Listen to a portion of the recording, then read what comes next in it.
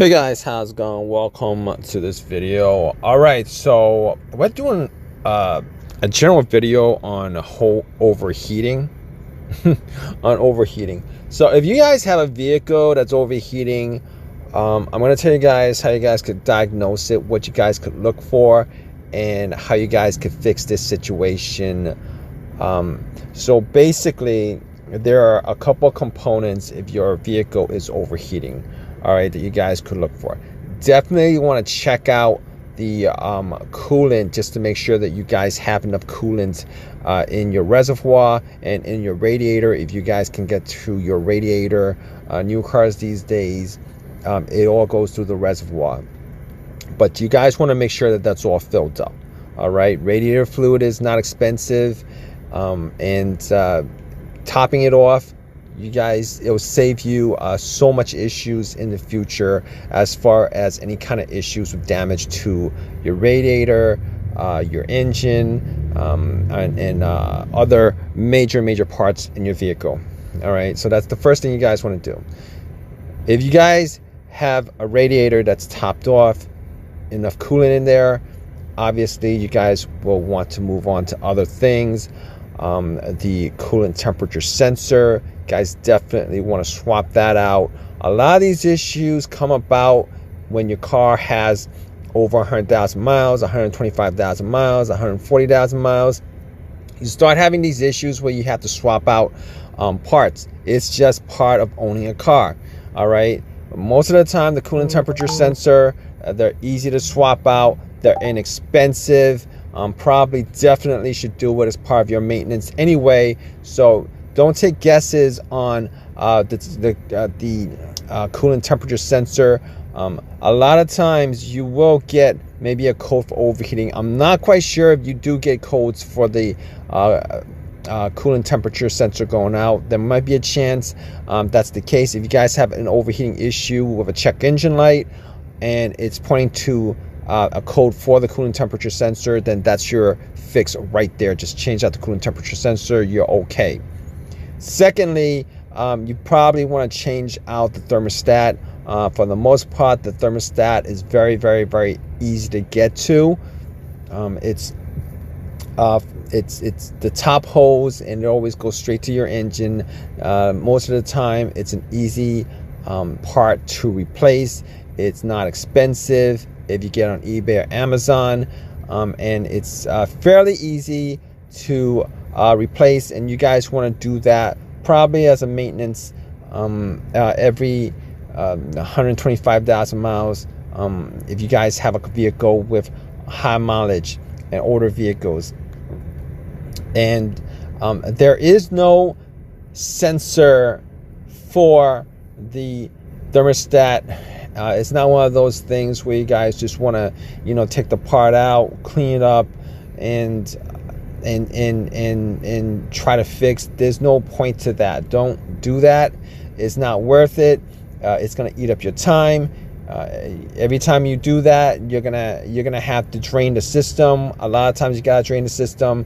It's just more work for you. It's just easier if you guys went and got a thermostat, change it out. Just do that one time for the next 100,000, next 125,000 miles. You don't need to worry about that.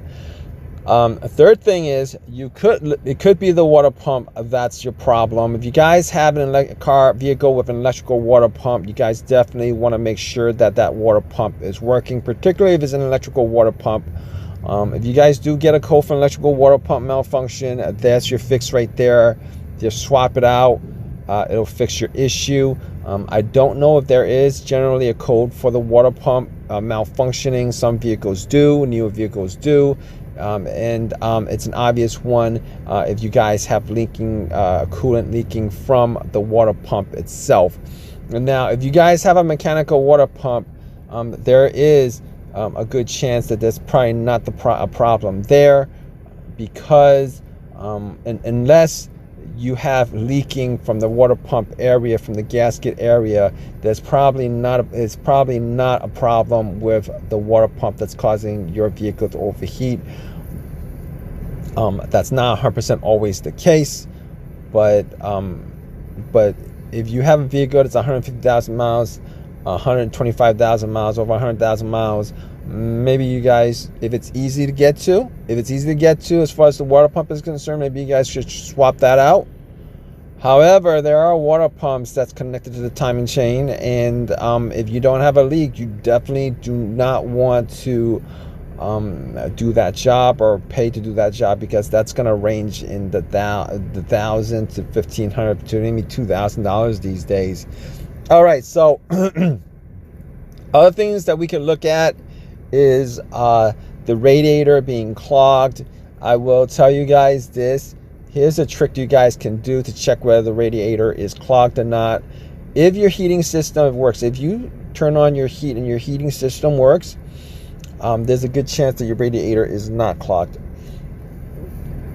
It's a rare chance. It's rare that radiators gets clogged. First of all, you'd have to have a vehicle that has had like a gazillion miles on it, maybe with a cracked radiator previously, and somebody used some kind of fix-it agent for the radiator. But in those cases, like I said, it's rare. If you're getting heat and you're getting good heat from the